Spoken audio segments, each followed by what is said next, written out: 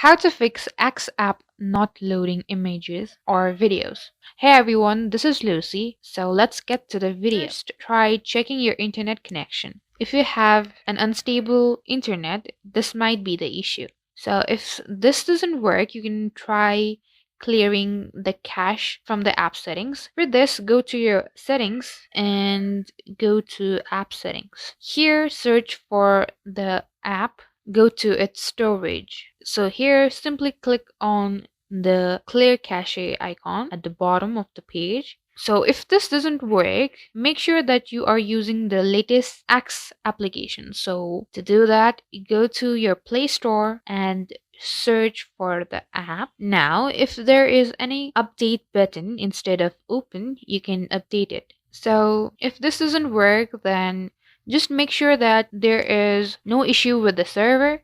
You can check it by going to down detector. If there is any sign of Twitter here, then it means that it's server problem. You just need to wait until it's solved. So you can also try logging out of your X account and logging right back in. So these are few steps you can follow in order to resolve this your loading game. Thank you guys for watching. For more tutorials, don't forget to like and subscribe. And I'll meet you guys in the next video.